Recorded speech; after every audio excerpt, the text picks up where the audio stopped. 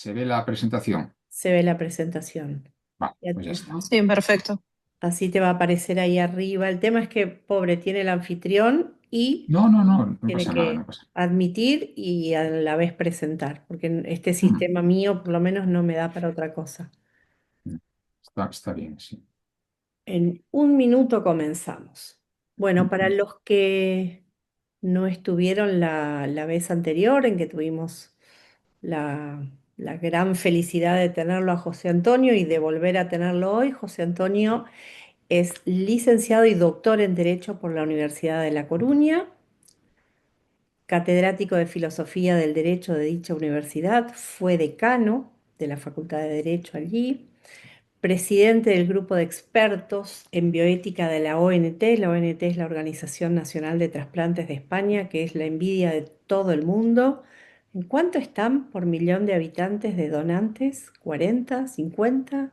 No, no sé exactamente el número 40, ahora, pero yo muchísimo. creo que el mayor mérito es la constancia a lo largo del tiempo, es decir, haber ganado la confianza de la institución y de la actividad. O sea que eso es una fortuna, la verdad. Totalmente. Integra el Comité de Bioética de España y es miembro de la Comisión de Garantía y Evaluación de la Eutanasia de la Comunidad Autónoma de Galicia. Si quieres, puedes saludar en galego, que me encantaría, y cuando quieras comenzamos. En galego sería boa tarde Boa e tarde. moitas grazas polo convite. Bueno, pues muchísimas gracias a Rosina por la invitación. Gracias en primer lugar por invitarme cuando nos conocimos en Madrid y hoy, pues yo creo que además un agradecimiento reforzado, porque después de una primera ocasión que se revalide la invitación, bueno, pues reconforta. Uno piensa que, bueno, que ha valido la pena. Por mi parte fue una experiencia, nada, muy, muy, muy interesante, muy agradable y estoy encantado de participar de nuevo hoy en esta sesión para hablar de un tema que hace años que no estudio en detalle como lo estudié hace una década, pero al que he vuelto con motivo de mi participación en la Comisión de Garantía y Evaluación de la Eutanasia, porque la eutanasia es la segunda conducta que ofrece una respuesta legislativa en España y también ha generado polémica, como nos decía antes la licenciada Elena Peri, en el caso de la enfermería, pues aquí es igual. Y sigue siendo un tema, aunque es un tema tradicional, sigue siendo un tema muy interesante desde el punto de vista ético, muy interesante desde el punto de vista jurídico, desde el punto de vista clínico, punto de vista social. O sea, me parece que es un tema nuclear para entender bien una relación clínica, una relación cívica y por tanto, nada, encantado de hablar de este tema. O sea que vamos allá. La estructura de la intervención es esta. ¿Cuál va a ser mi planteamiento? Es decir, empezar por la tesis y luego intentar mostrar si esa tesis se puede sostener o no.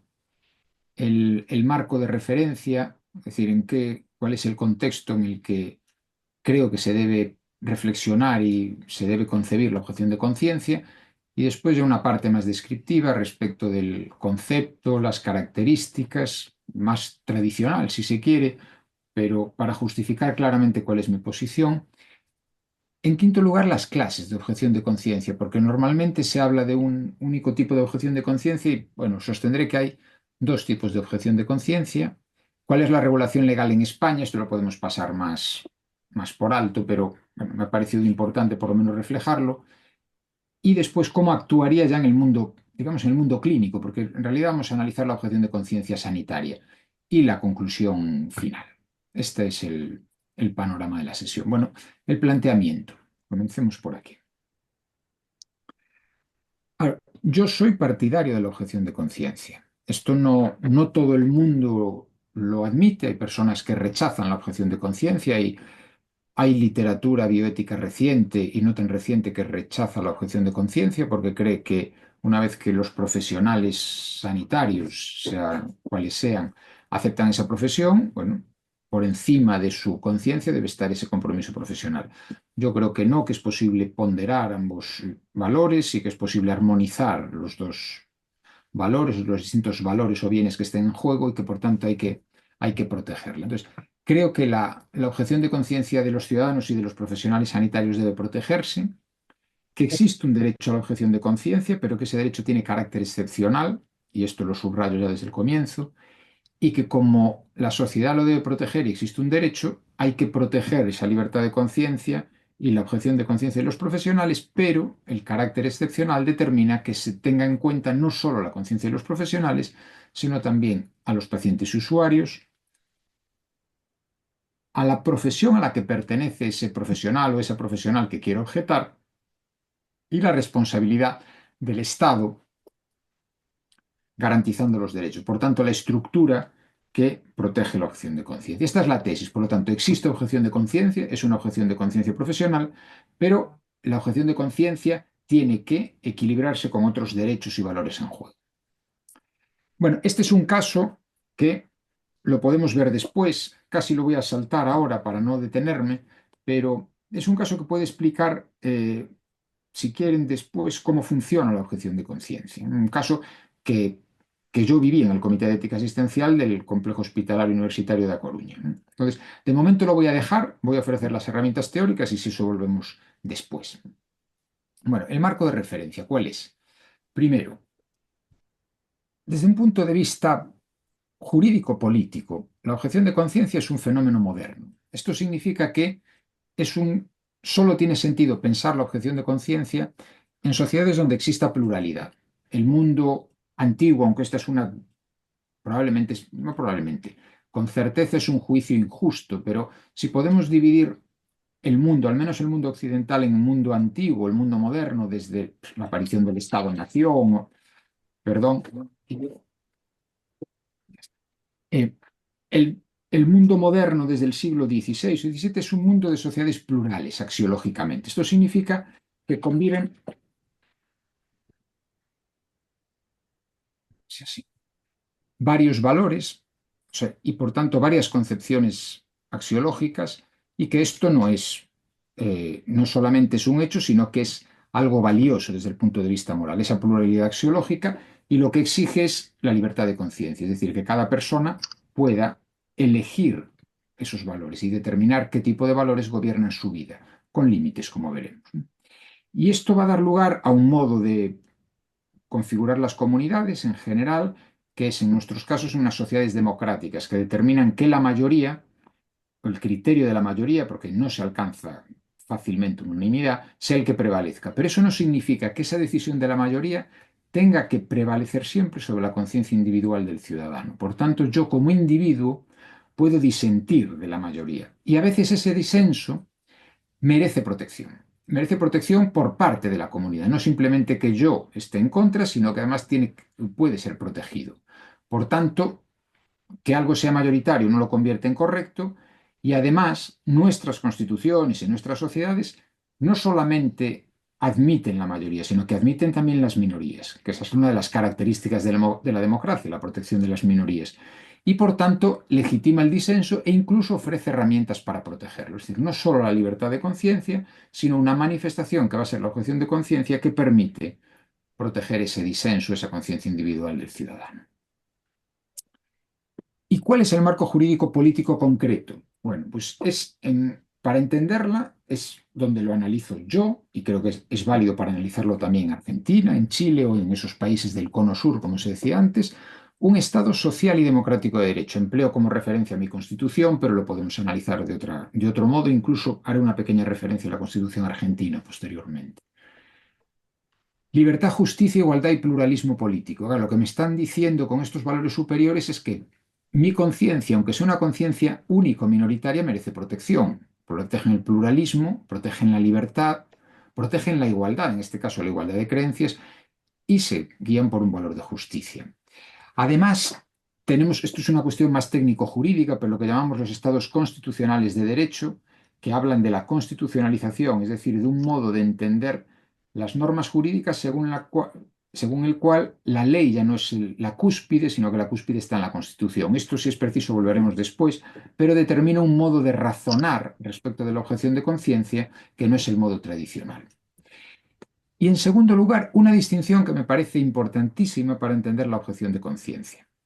Hay que distinguir lo que se llaman principios morales y principios institucionales, o por decirlo de algún modo, fines o valores intrínsecos y medios o valores derivados. La libertad de conciencia o la igualdad moral, es decir, que todas las conciencias o que todas las elecciones axiológicas tengan un valor en principio igual, es un principio moral. Ese es un fin. Tenemos que garantizar la libertad de conciencia de las personas. Y para hacerlo, en ocasiones, utilizamos medios. ¿Cuál puede ser un medio? La separación iglesia-estado, la neutralidad religiosa del Estado, pero también la objeción de conciencia. Es decir, la objeción de conciencia no es un fin en sí misma, sino que es una herramienta que yo utilizo para proteger un fin que es mi libertad de conciencia, o para proteger el valor en el que se sustenta, que es la objeción de la libertad de conciencia.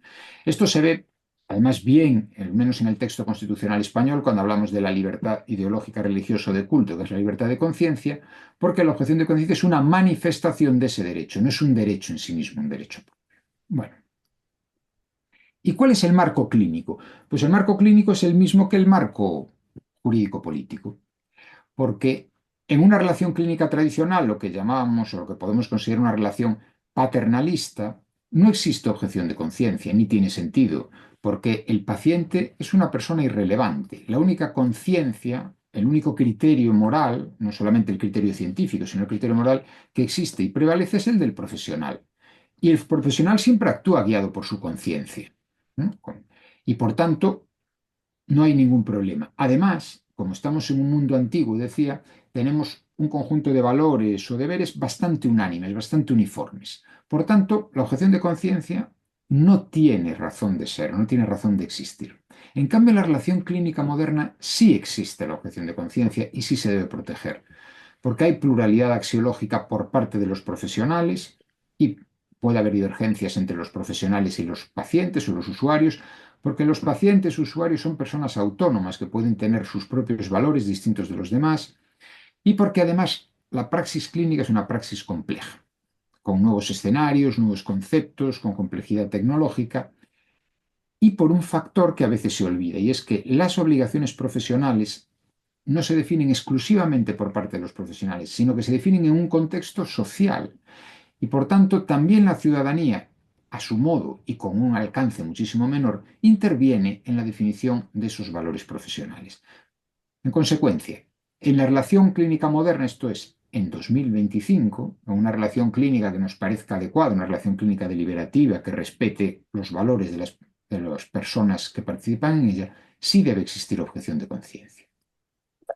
Y esto nos lleva a dos modos de entender la objeción de conciencia. Un modo deseable y un modo no deseable. El modo, a ver, estamos aquí, perdón, modo deseable. Fíjate de paso, por favor, si hay alguien en la sala de espera. Eh, Perdón, a ver, perdón, he dejado de compartir. No, yo creo que todas las personas que lo han solicitado están Perfecto, admitidas. Voy a muchas compartir de nuevo para que, así. Ahora, a ver, perdón, no, tengo que hacer. Ahora voy a mirar, un momento, vamos a admitir a más personas que acaban de llegar.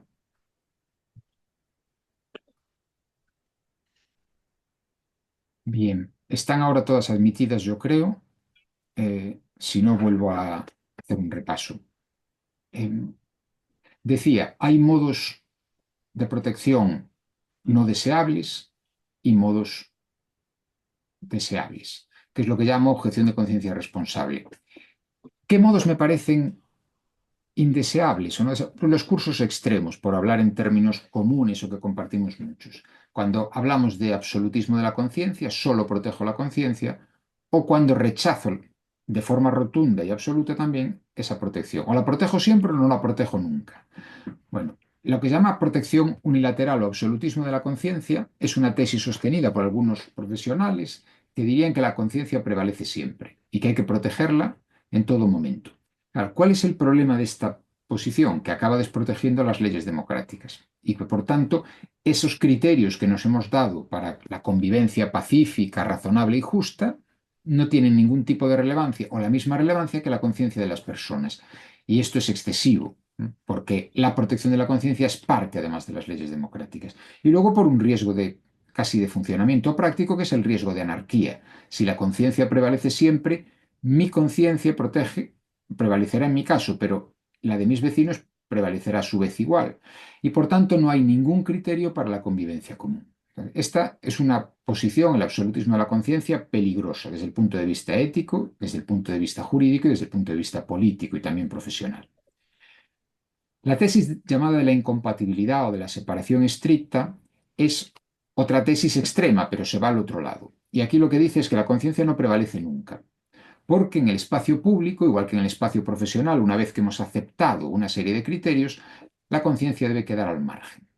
Y las creencias son algo que pertenecen a la esfera privada, pero no al ámbito profesional o al ámbito público. Ahora, ¿cuál es el peligro de esta tesis? La anulación del individuo. Nosotros no somos capaces de escindirnos porque nuestros criterios profesionales, personales influyen.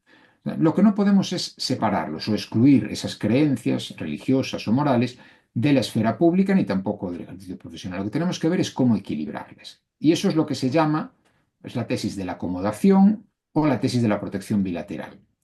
Esta dice, hay que respetar y permitir el libre ejercicio de la conciencia. Por tanto, rechaza la tesis de la incompatibilidad. La conciencia puede prevalecer. Pero dice después, puede prevalecer, pero solo en ocasiones, después de una ponderación caso a caso. Es decir, no hay una regla general, pero necesitamos, aparte de esos criterios generales, analizar caso a caso, frente a la tesis de la protección unilateral que sostiene que prevalece siempre. Y para eso son necesarios ajustes recíprocos o acomodaciones.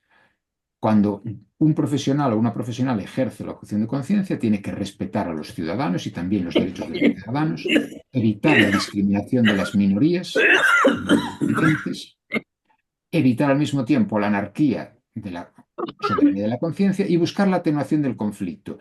La objeción de conciencia no debe conducir a un conflicto y no es en sí mismo un conflicto, es simplemente la manifestación de una opción personal respecto de determinados comportamientos.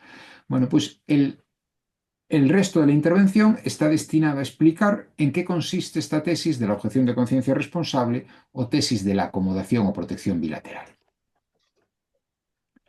Esto no es solamente sostenible desde un punto de vista ético. Jurídicamente tenemos también un apoyo para hacerlo. En el caso español tenemos un derecho que es la libertad ideológica, religiosa o de culto, que es la libertad de conciencia. Por tanto, también jurídicamente se considera que es un derecho la libertad de conciencia y una de sus manifestaciones es la objeción de conciencia.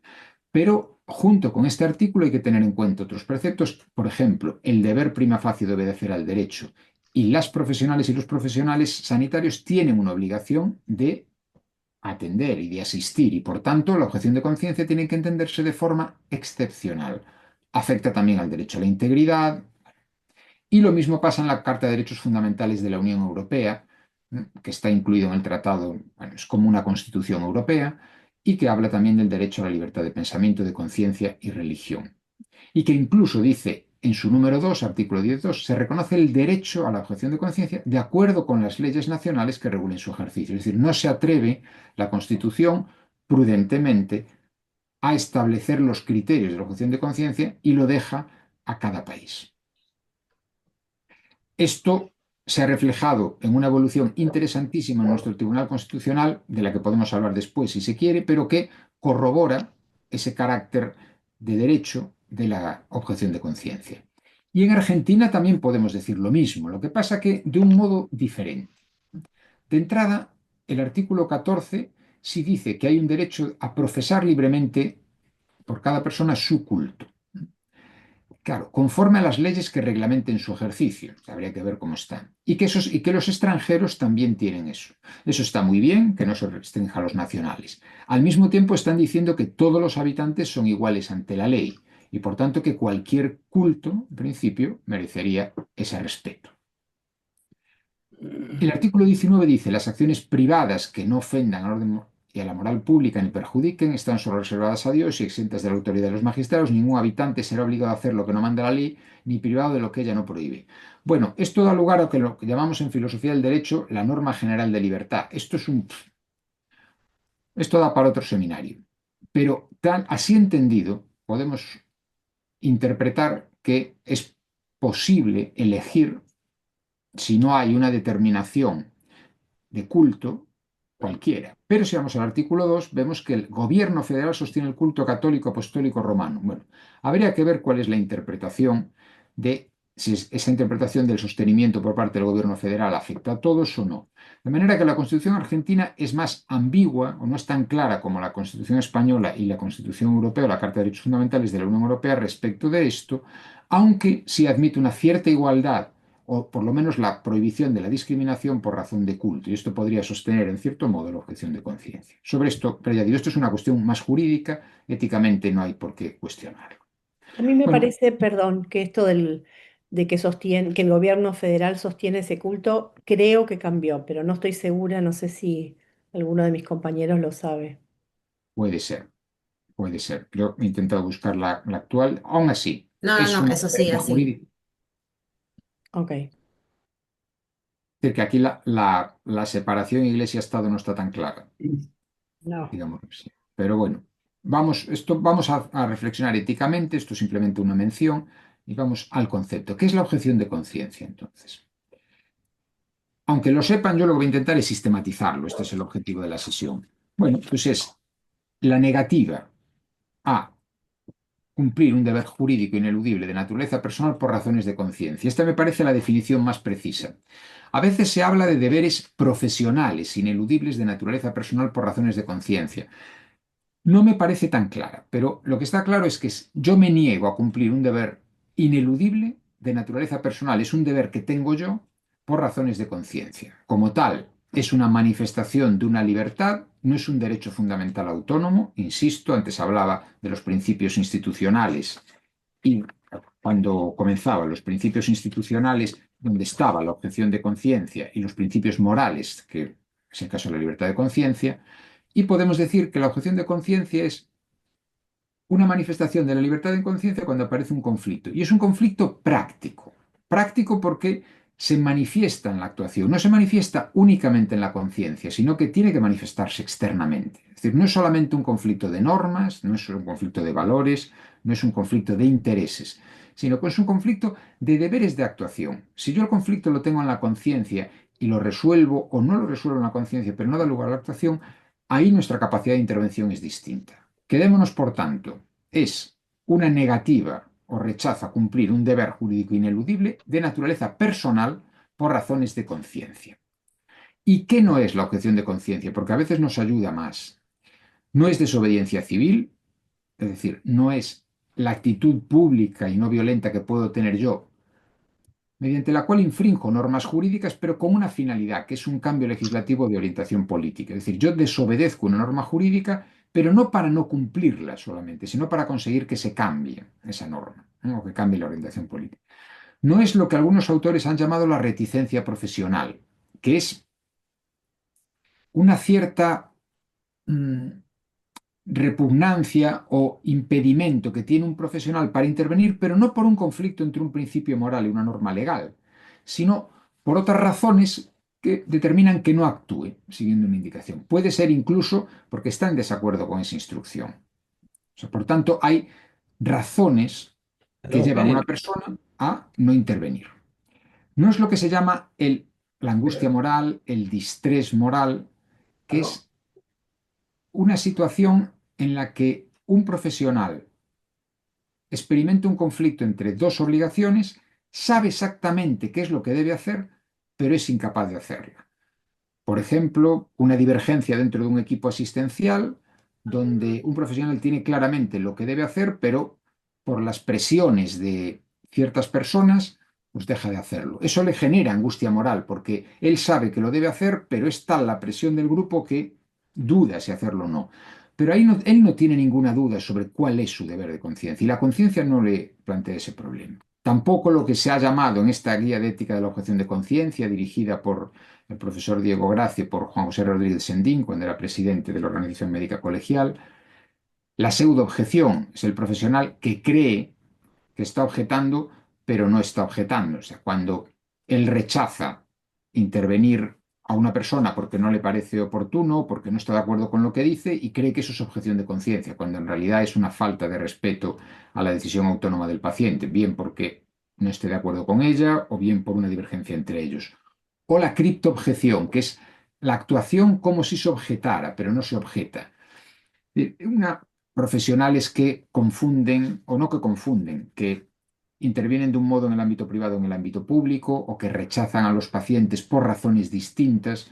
Bueno, lo que tenemos son una serie de conceptos que rodean a la objeción de conciencia y que a veces ayudan a confundir mucho más el alcance de la objeción de conciencia y a denominar objeción de conciencia lo que ésta no es. Algo parecido a lo que ha sucedido con la eutanasia y los distintos adjetivos que se le han ido adhiriendo a lo largo de los últimos años.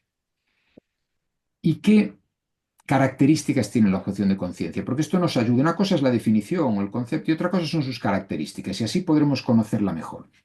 En primer lugar, la objeción de conciencia es una conducta excepcional, porque la regla general es cumplir los deberes jurídicos y cumplir los deberes y obligaciones profesionales. Entonces, en general, atender a una paciente que solicita una prestación.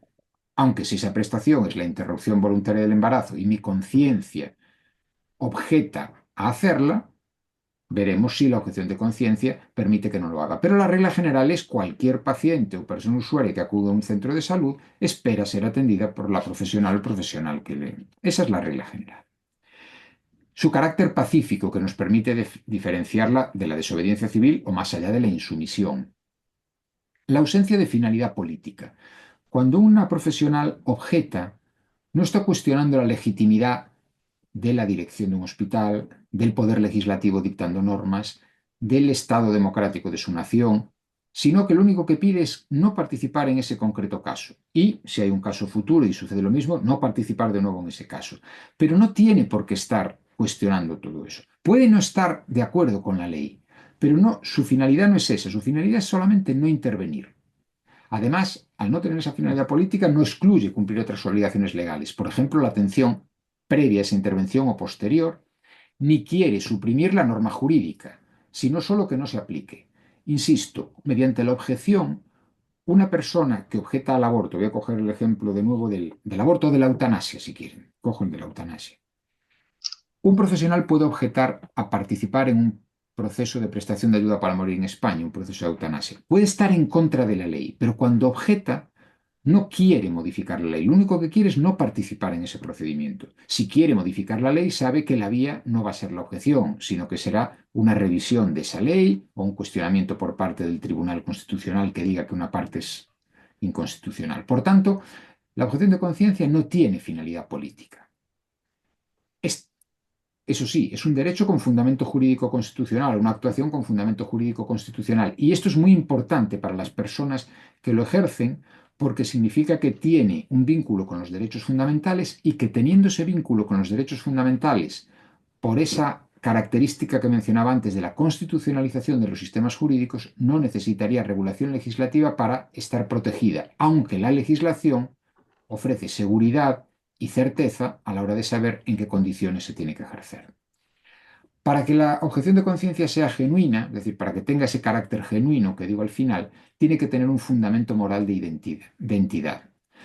Por tanto, no es simplemente que mis preferencias estén en cuestión o que mis deseos o mis gustos no sean satisfechos, sino que mis convicciones o compromisos morales fundamentales y profundos están siendo afectados, sea por una determinada razón religiosa, sea por una convicción moral. Yo experimento que mi conciencia está afectada y que puede ser perjudicada si actúo de esa manera. Por tanto, es un conflicto de valores morales, no un conflicto de intereses. No me conviene intervenir o esto me exige mucho tiempo. Y esto es algo que estamos viendo en los procedimientos de eutanasia. Son procesos gravosos, pero que sea difícil de entender o que me lleve mucho tiempo no es un argumento de peso ni es un argumento moral para objetar en conciencia. O sea, no sería una objeción de conciencia genuina. Sería una razón distinta. Tampoco se puede objetar por razones banales y tampoco por ignorancia, angustia. Es que no sé cómo funciona este procedimiento, no sé cómo atender a esta persona. Eso no es objeción de conciencia, eso puede ser desconocimiento del procedimiento, de lo que sea. ¿Qué más características? Carácter individual. Eso significa que cada individuo objeta en conciencia.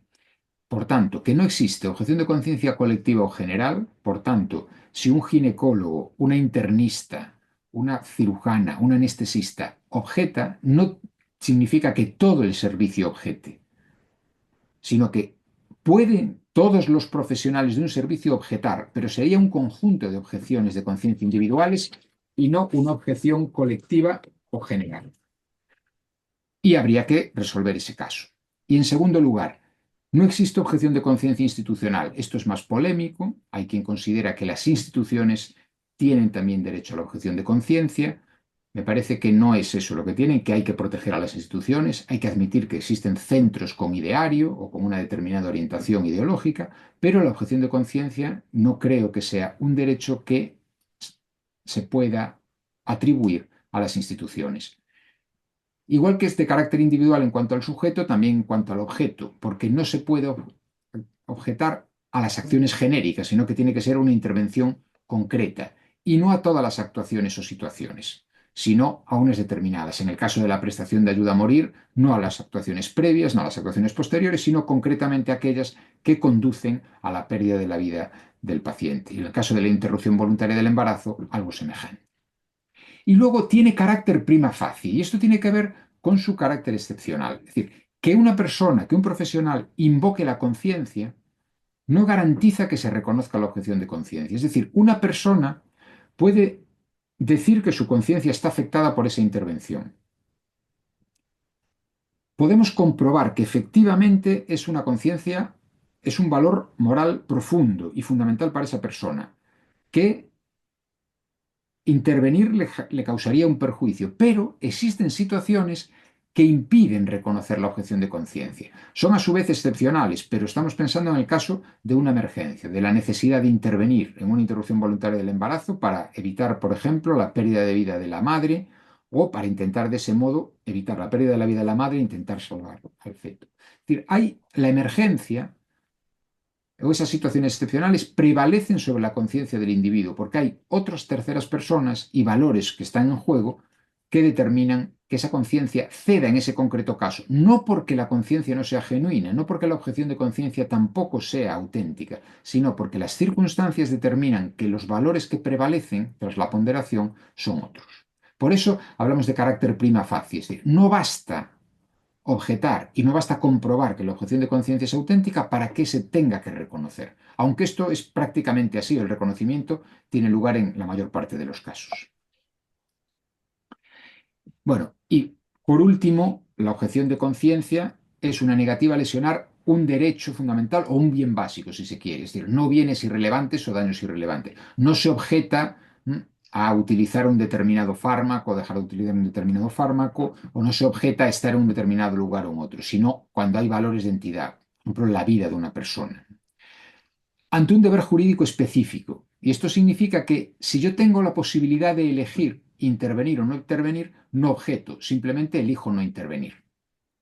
Si yo tengo la posibilidad de actuar o no actuar porque puedo elegir participar o no en un proceso de prestación de ayuda para morir o de interrupción voluntaria del embarazo, tengo libertad de actuación y no tengo que apelar a la objeción de conciencia. Y lo mismo sucede cuando hay obligaciones de cumplimiento alternativo. Si lo que me están solicitando, que afecta a mi conciencia, puede ser obtenido mediante otra vía que no daña mi conciencia, no estamos ante un caso de objeción de conciencia. Y tiene que haber una actuación directa, es decir, una relación de causalidad entre la intervención del profesional que objeta y la actuación que daña su conciencia. No es, por ejemplo, razonable que se pueda objetar a informar sobre la existencia de una prestación de ayuda para morir, porque no hay una causalidad directa entre la pérdida de la vida de una persona y el conocimiento de que existe una posibilidad de perder esa vida, o sobre la información de la existencia de un procedimiento para la interrupción voluntaria del embarazo. Estas son las características de la objeción de conciencia.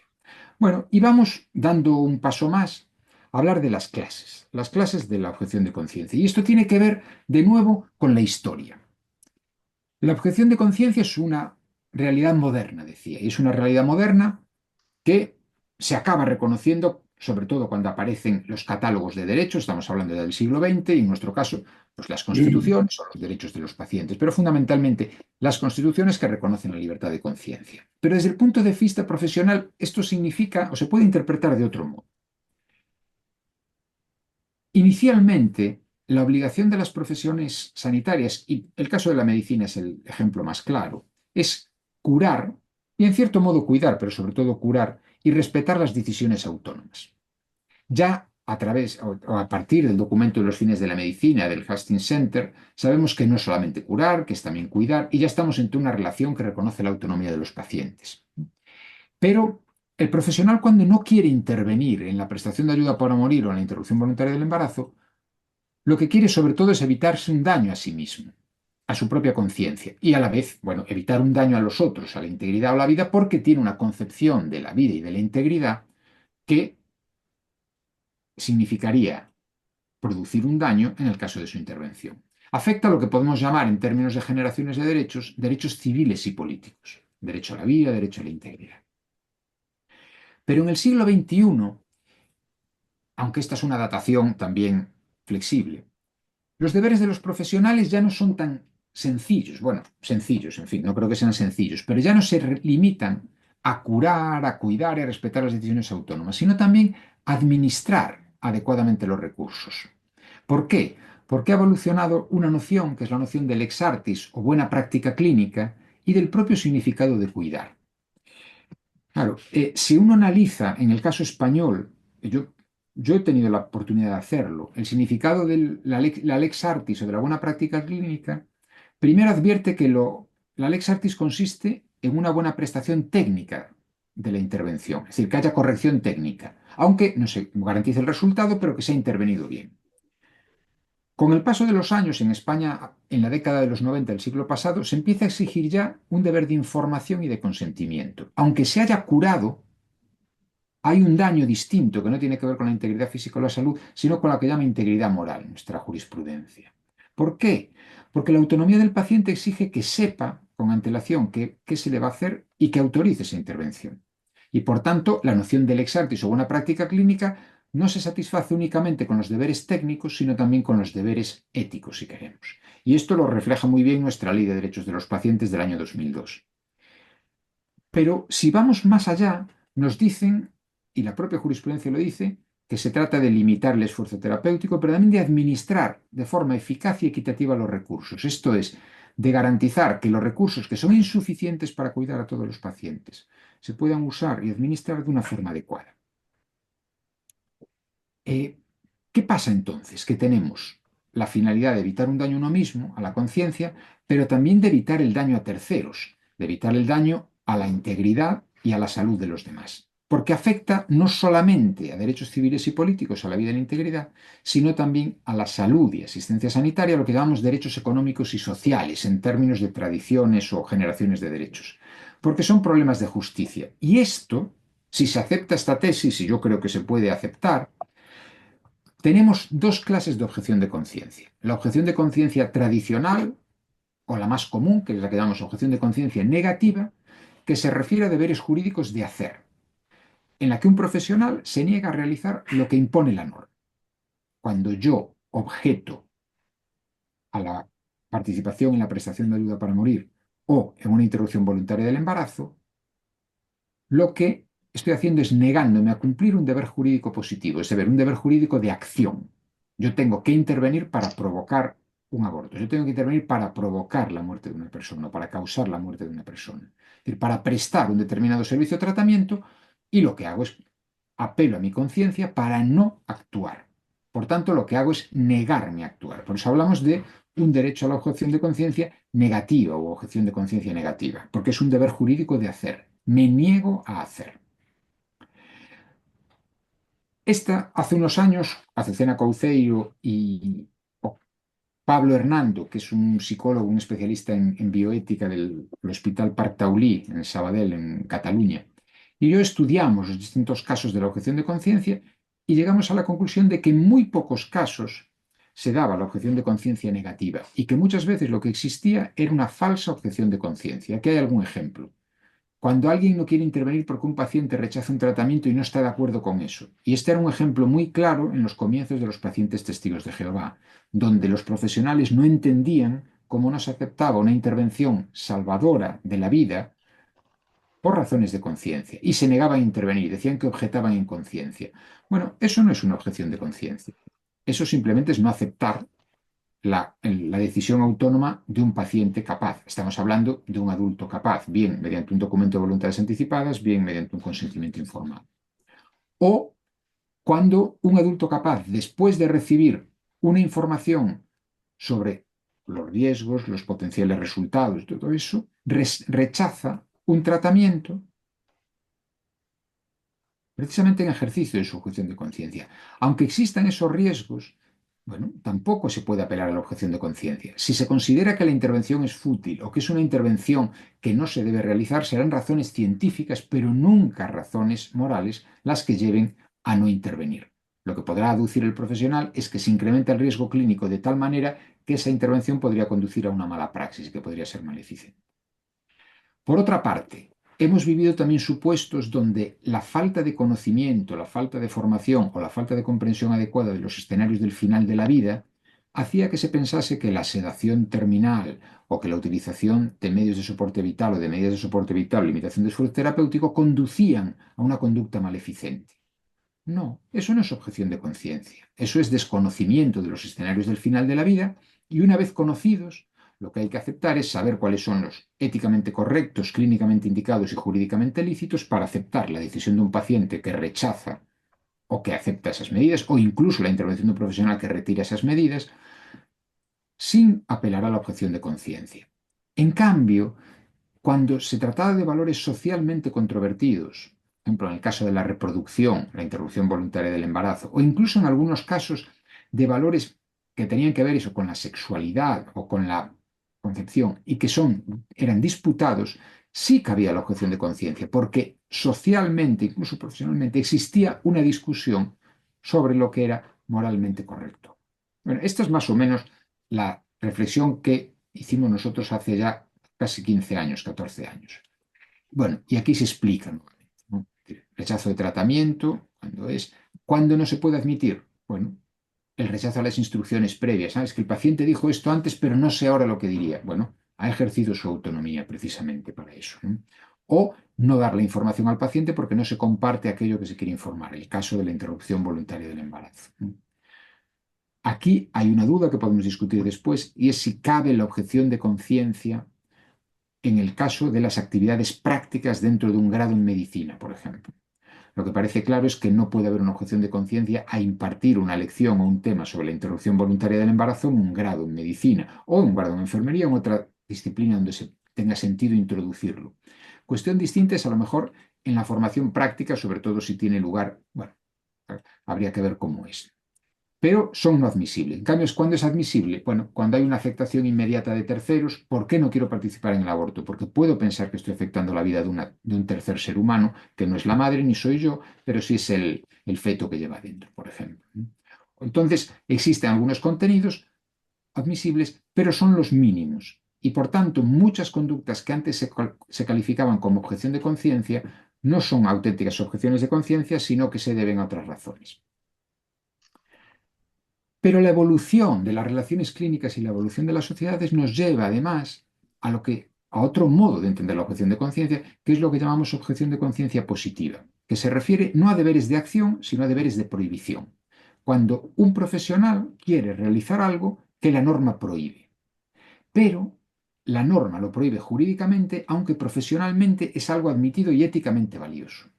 Es decir, el derecho a la objeción de conciencia positiva es esa facultad de un profesional de negarse a cumplir una prohibición, es decir, de negarse a cumplir la norma que prohíbe un servicio y realizar la acción por razones de conciencia. En este caso, el profesional se dice que es positiva porque quiere intervenir, quiere hacer aquello que la norma prohíbe. Y tenemos un ejemplo en nuestro país que es el de la asistencia de las personas extranjeras sin residencia legal. En nuestro país, las personas extranjeras sin residencia legal tenían asistencia sanitaria, pero por razones fundamentalmente económicas, en el año 2012 se modificó la legislación que regulaba esto en la Ley de Cohesión y Calidad del Sistema Nacional de Salud y quedaron excluidas algunas personas, las personas, lo que llamamos inmigrantes irregulares. Bueno, algunos profesionales sanitarios dijeron que eso no tenía que ser así y que ellos se sentían obligados a intervenir por razones profesionales y por razones morales, porque no podían dejar de atender a estas personas. Bueno, Inicialmente yo pensaba que eso era desobediencia civil y ellos lo que decían es que estaban dispuestos a ser desobedientes civiles.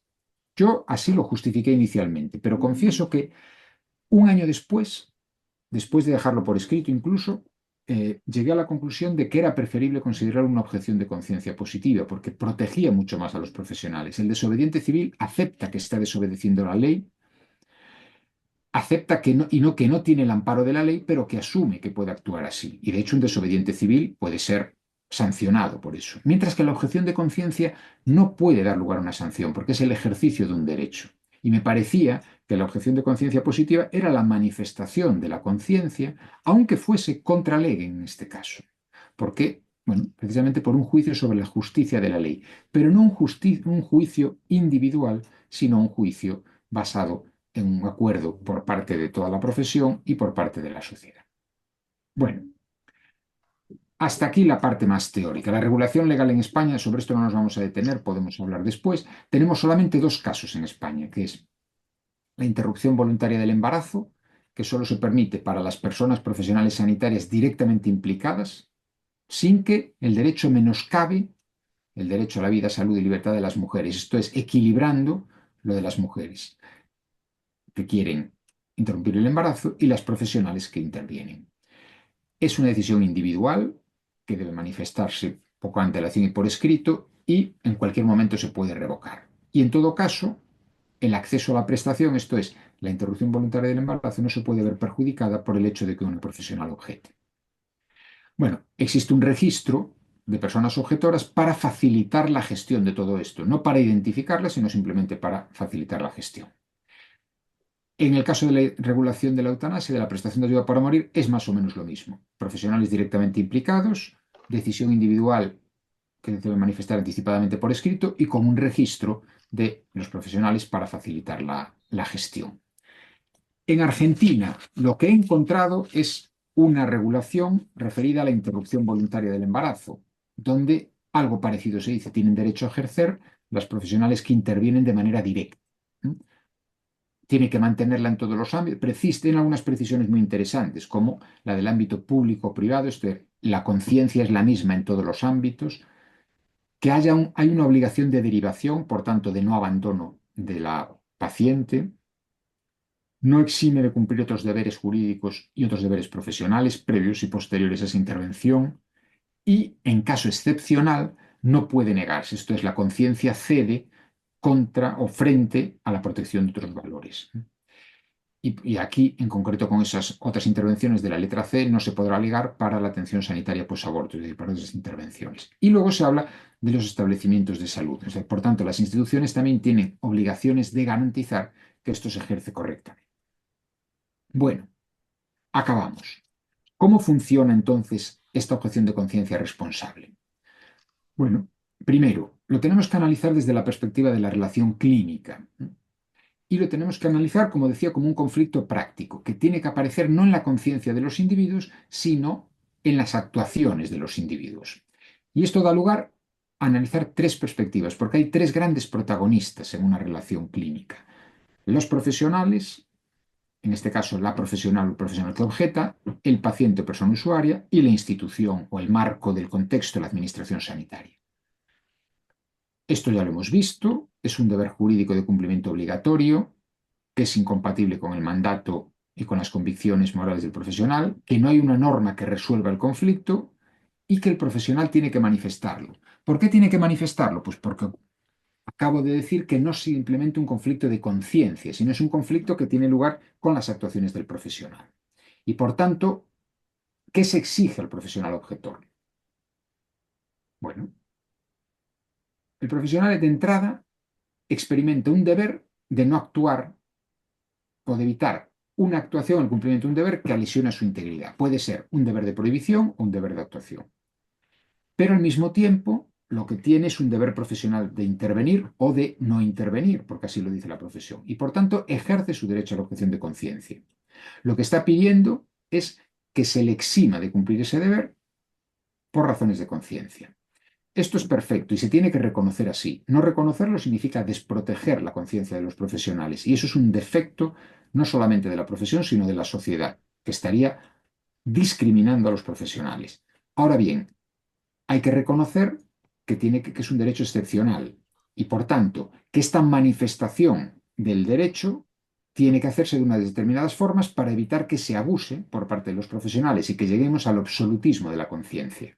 Bien, porque se banaliza cada vez que no quiero hacer algo objeto, bien porque realmente no quiero intervenir por razones de discriminación o porque no estoy de acuerdo y digo que objeto en conciencia porque eso se respeta, pero estoy enmascarando la auténtica razón de mi no intervención.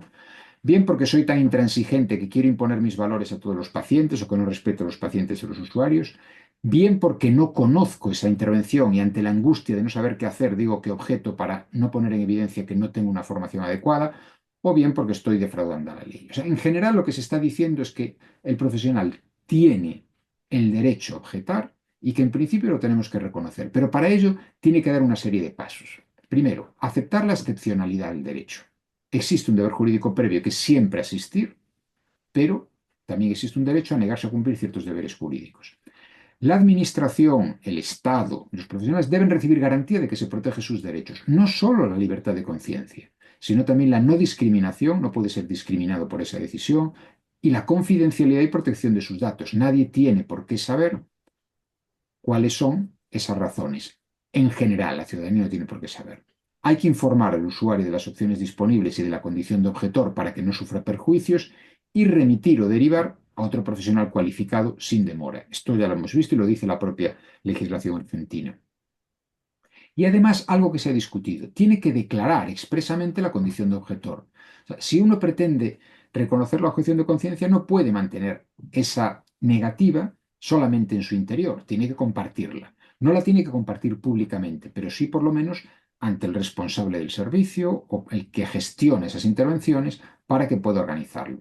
Y la carga de la prueba le corresponde a él, porque él está solicitando la excepción de cumplimiento de un deber porque tiene que mostrar que existe un conflicto entre el deber jurídico y su conciencia, también por lealtad institucional y profesional, porque se espera de un profesional cuando yo acudo a él o a ella que me atienda y que es competente para atenderme. Y lo mismo pienso de la institución. Y también por la lealtad frente a los pacientes, porque la relación clínica es una relación fiduciaria y por tanto cuando una persona acude a un profesional sanitario espera y deposita su confianza en él para recibir la mejor asistencia posible. Y por eso hay que remitir, por eso hay que informar, etc. Declarar expresamente la condición de objetor no lesiona la confidencialidad ni la autonomía informativa, es decir, la capacidad de controlar la propia información, siempre que se trate adecuadamente por las instituciones, mediante esos registros, y no es una medida desproporcionada ni discriminatoria. Esta es mi posición. ¿Qué tiene que hacer un paciente? Bueno, la objeción de conciencia responsable tiene que evitar también que se abuse por parte de los pacientes de ese derecho a ser atendido. Y hay que entender, por tanto, la autonomía no como una autonomía soberana, sino como una autonomía relacional, una autonomía que se entiende en un contexto. Y evitar lo que decimos nosotros, derechos intuite persona, es decir, que yo quiero ejercer mi derecho a la interrupción voluntaria del embarazo con este concreto médico. Bueno, si ese médico objeta y hay otro médico con cualificación profesional, con los mismos medios que puede ofrecer esa prestación con la misma calidad y la misma puntualidad, no hay ningún derecho por parte del paciente a exigir que sea ese. Por tanto, el paciente a su vez tiene que ser razonable y conocer el contexto en el que esto tiene lugar. Lo que pretende es que se realice una prestación de ayuda para morir o una interrupción voluntaria del embarazo por parte de un profesional cualificado en el sistema de salud. Si esto es así, es suficiente. Y por tanto, no exigir que sea un concreto profesional, sino que sea un profesional cualificado para hacerlo. Y por parte de las instituciones y de las administraciones, bueno, lo que tendríamos que pedir es una regulación clara que definiese cómo se ejerce, tanto para los profesionales como para las personas usuarias, y que supiesen en qué condiciones se hace, equilibrando la libertad de conciencia y la objeción de los profesionales con la responsabilidad de la profesión y los derechos de los pacientes. Y para eso hay que, bueno, coordinar y prever la objeción de conciencia, y eso se hace mediante el registro, garantizar el respeto de las libertades y derechos, la garantía de la prestación, y existe esa obligación que se manifieste y que se expresa en el artículo 10.2 de la ley argentina, esa obligación institucional de realizar los derechos, poner los medios para que las prestaciones que quiere recibir el paciente y el derecho a la objeción de conciencia de los profesionales se puedan respetar.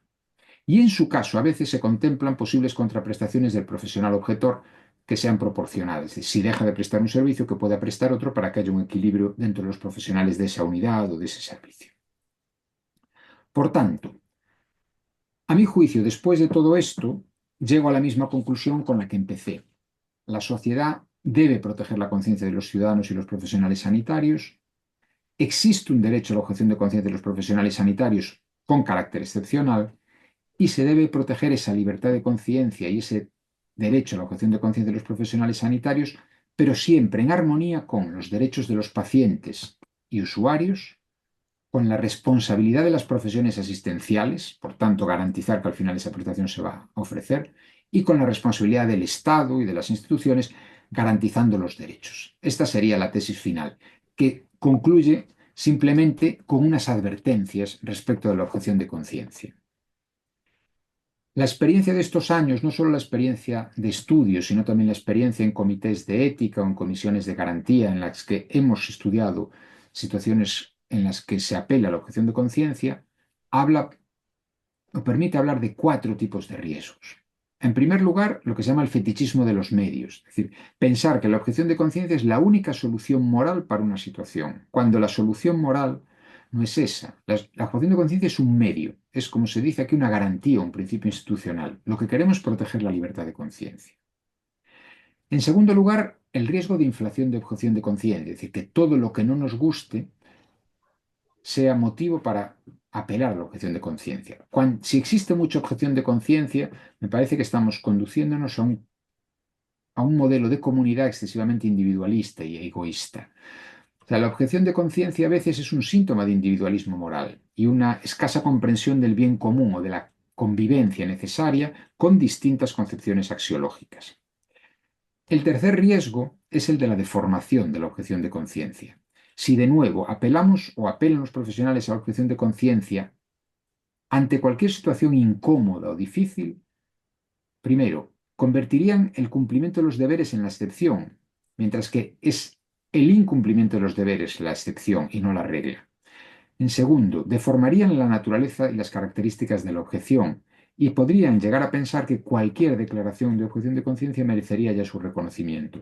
Por tanto, se deformaría esa naturaleza excepcional de la objeción de conciencia. Y un último riesgo, que probablemente tenga una entidad moral mayor, que es la banalización de la objeción de conciencia. Si la burocracia, la carga de trabajo o el exceso de papeleo, como decimos en España, es un motivo para que yo no participe en una prestación de ayuda para morir, estoy banalizando el fundamento de la objeción de conciencia.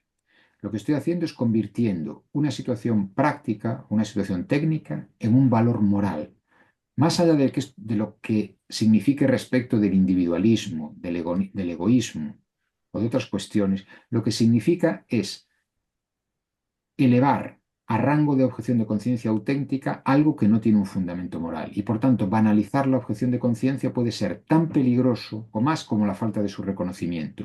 Y esto sí que es una tarea por parte de los profesionales, definir correctamente qué es objeción de conciencia para actuarla y para que la sociedad sea consciente de que debe respetarla y que lo que está respetando son auténticas objeciones de conciencia y por tanto permitiendo el ejercicio de la libertad de conciencia en igualdad de condiciones que el resto de la ciudadanía. Esta es mi Coruña, para que ustedes la conozcan y, y esto es todo. Muchas gracias. Muchísimas gracias, José Antonio. Tu capacidad Dejo de compartir. docente es impresionante. Ah, Es nos una dejaste mudos. ponencia, yo sé que es una ponencia ardua y es una ponencia que podría ser más breve, pero la delicadeza del tema me parece que exigía extremar el rigor. Y por eso he preferido dedicar 15 minutos más de los habituales a esas precisiones.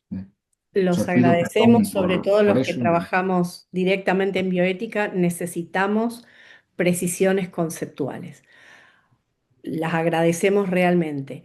Abrimos ronda de preguntas. No sé si alguien quiere coordinar y ahí ya lo querés. Algunas Lauras Mario o tiene la mano Mario tiene levantada. una mano.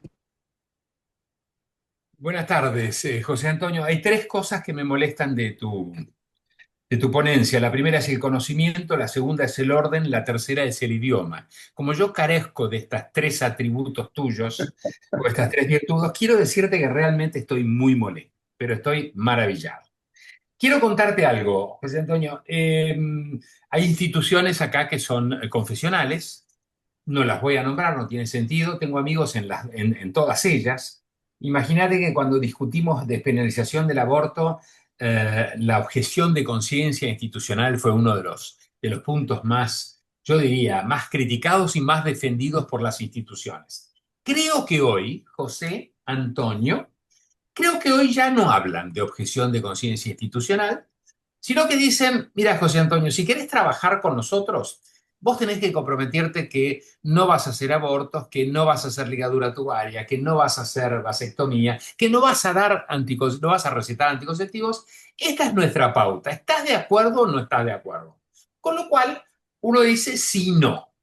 En términos generales, los que están trabajando dijeron que sí y se cuidan las 24 horas de no equivocarse, porque no vaya a ser cosa que yo mientras estoy en el hospital, tal por cual, no receto anticonceptivos, pero después en mi consultorio privado sí los receto.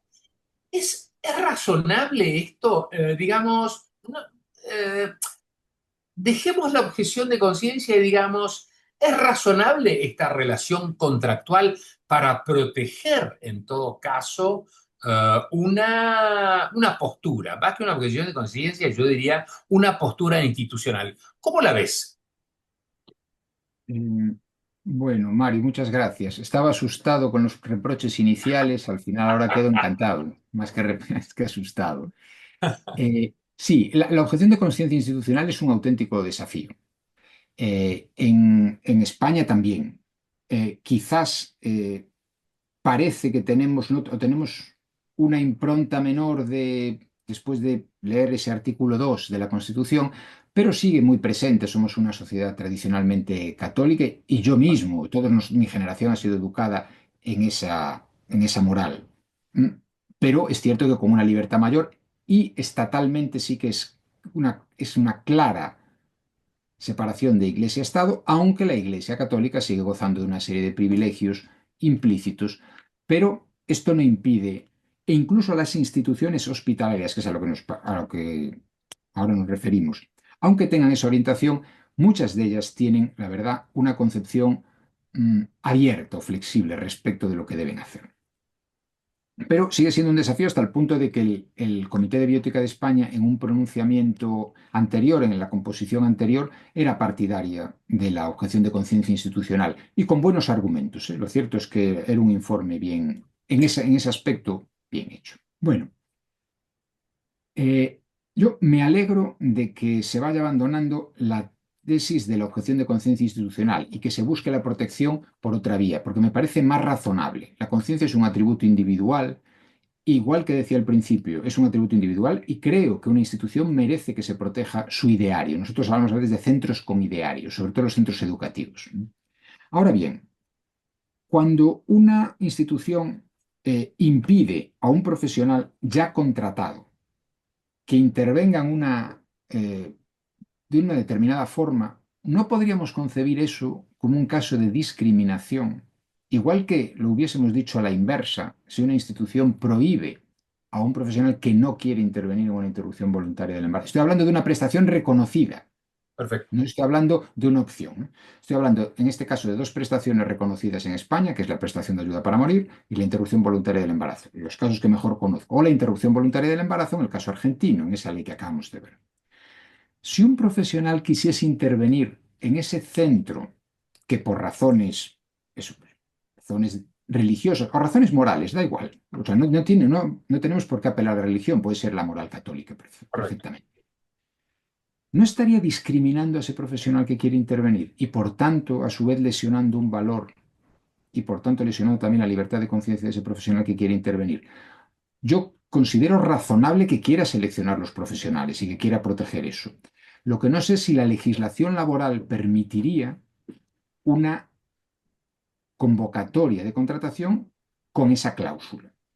¿Por qué? Porque igual que nos parece que discriminamos a aquel al que no le reconocemos la objeción de conciencia para no intervenir en la interrupción voluntaria, a lo mejor podemos pensar lo mismo con ese trabajador que ahí piensa, y no a lo mejor porque esté a favor, no estoy diciendo que esté a favor del aborto, sino probablemente porque es un paciente o una mujer con la que lleva 25 años de relación o 20 años de relación asistencial y se considera vinculado profesionalmente a ella. Entonces creo que deberían admitirlo. ¿Sabes? Se nos complica, Mario, permíteme, la legislación laboral que nos Claro, daría lugar a otro tipo de discusión, que es otro tipo de discriminación por razón de ideología ahí, con los problemas éticos. A mí me parece que éticamente una institución puede legítimamente escoger a sus su profesionales, pero al mismo tiempo no debería impedir que un profesional que quisiese intervenir lo hiciese. Lo contrario sería obligarla a actuar contra su conciencia, que es en realidad lo que estamos discutiendo. Siempre, y sobre todo si aceptamos, como he dicho, lo que yo he llamado objeción de conciencia positiva. Hay casos, me parece que es un caso delicadísimo, probablemente hasta que tuviésemos un caso concreto no llegaríamos a una conclusión y quizás sería contraria a lo que yo estoy diciendo ahora, pero me parece que es, desde un punto de vista general, la posición más coherente. Eso es lo que gracias. sería que Muy voy a decir interesante, ahora. muy interesante, muy interesante. Una mirada muy interesante. Eh, María Natalia Peroni, ahora Sí, ella Amparo. sigue y quería antes aclararles que los que están pidiendo la grabación luego se la vamos a pasar, así que por las dudas, para quien se haya perdido de algo. Nati, Gracias, José Antonio. Clarísimo, por segunda vez, sorprendida y maravillada. Tengo dos consultas. La primera fue hace bastante poco, nosotros estábamos hablando de de la objeción de conciencia en el comité y se evaluó preguntar a los aspirantes a, por ejemplo, a una residencia en el hospital si eran objetores de conciencia. Y bueno, quería preguntar si esa pregunta es válida o si, por ejemplo, uno no puede preguntarle a algún aspirante laboral algunas cosas, ¿no? Porque sería como un sesgo discriminatorio, capaz. Eh, Esa es la primera. Y la segunda es que a mí me queda muy claro la objeción de conciencia en el caso de del aborto y de la eutanasia, por ejemplo, que son los que más suenan. Pero en el caso de, que también lo tuvimos hace poco, de una cirugía transgénero, no sé cuáles serían los valores, porque una cosa es el valor de la vida, ¿no? Que es bastante claro, pero ¿cuál sería el valor de que todo el mundo tenga, digamos, viva con el género biológico, digamos, ¿cuál sería ese valor? ¿Puedo decir Eh, algo, Laura Mazaro? Digo, muy buena ¿cómo no? la pregunta de Natalia, muy buena. Quiero decir que tenemos un artículo y que me gustaría que Rosina o Laura te lo manden, José Antonio. La idea nuestra era, si yo voy a contratar, acepto totalmente la objeción de conciencia, pero el problema es que si contrato 6 residentes que son objetores, la verdad es que me trae un problema en el servicio. O si contrato 6 médicos de guardia nuevo y son todos objetores, la verdad es que a la institución le estoy produciendo un problema, digamos, de dar lo que le corresponde, que es cumplir con la ley y con los pacientes. Ese era el artículo, hubo un revuelo en el hospital notable, pero te lo vamos a mandar, porque la idea nuestra era exactamente que no queríamos ser, digamos, discriminadores, pero saber con quiénes contamos. Perdón, claro, Natalia, y gracias, José. No, no, sí, no, me no, acuerdo, ese no. era el objetivo. Y se Hola, agradece. Ah, la pregunta analizada hola, desde España, diría, nosotros no estamos obligados a declarar sobre nuestra religión y sobre nuestras hola. creencias. ¿Hola? Perdón, Sofía, Sofi, está. ¿estás desmuteada? Sí, Ah. ahí está.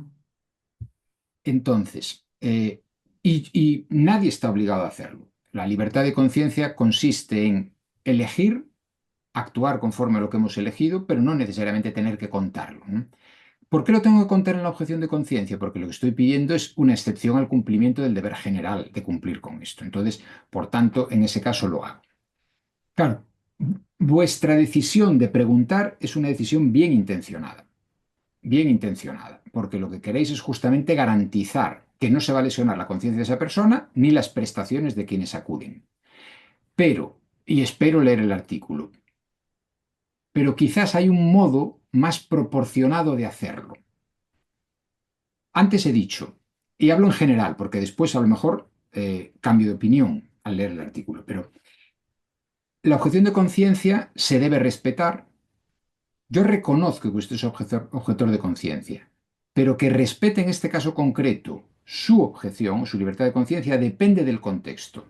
Y esto significa que si yo tengo que atender una interrupción voluntaria del embarazo y no la puedo hacer porque los 6 objetan, a lo mejor uno de ellos tiene que dejar de ser objetor. Y esto tendría que ser así.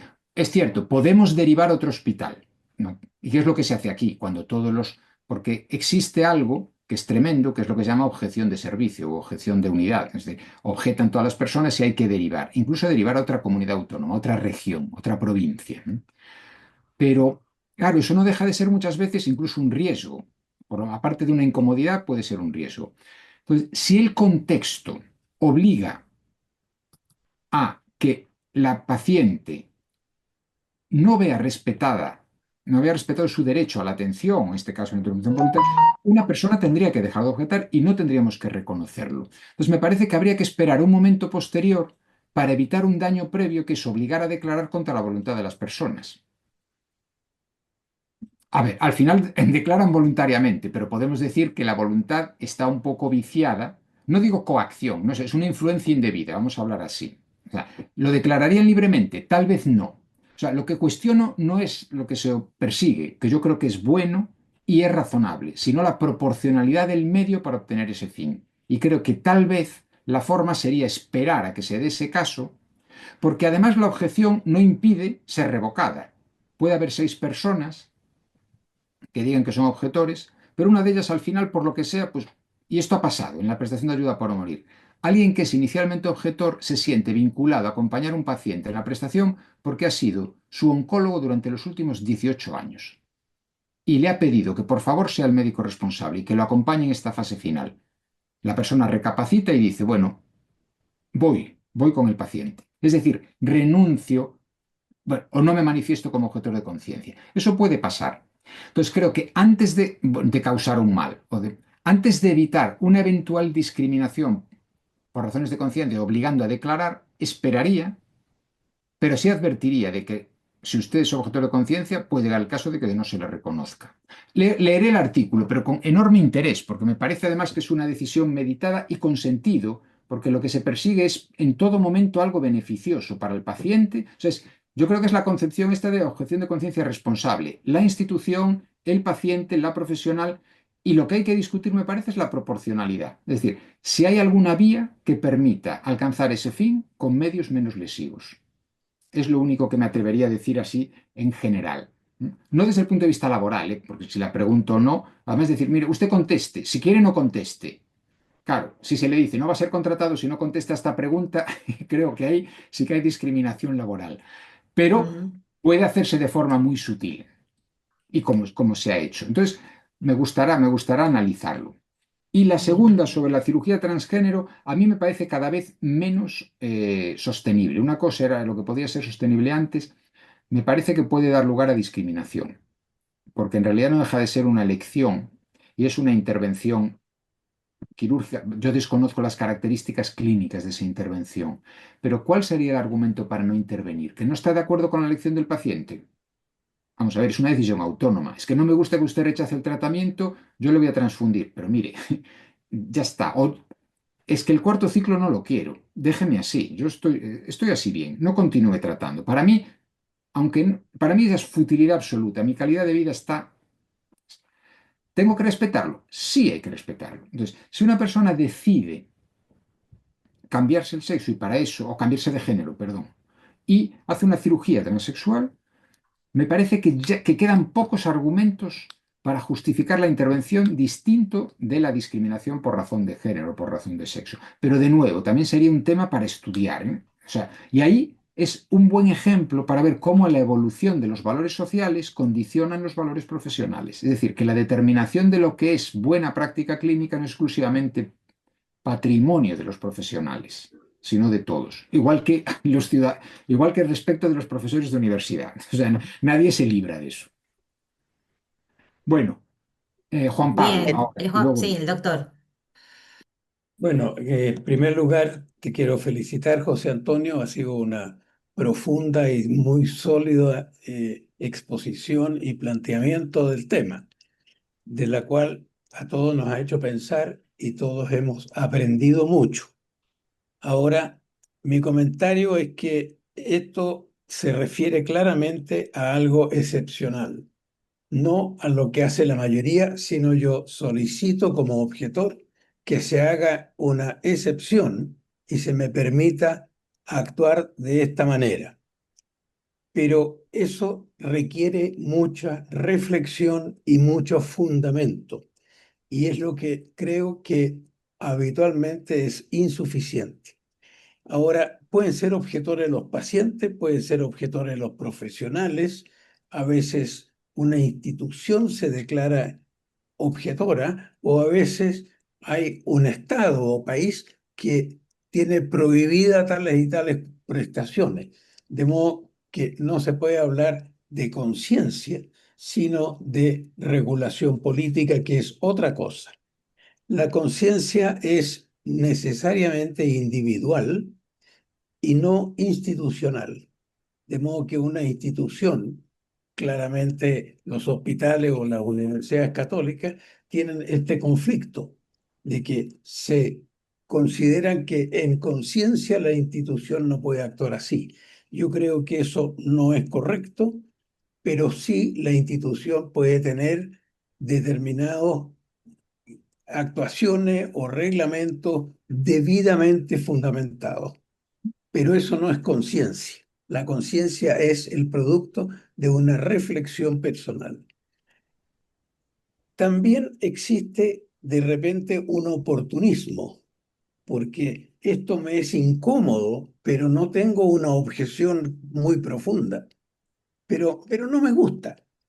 Y entonces, frente a una interrupción de embarazo, yo creo que a pocos les gusta. Y yo no soy obstetra, yo soy pediatra y neonatólogo, de modo que veo a los que no se fueron interrumpidos.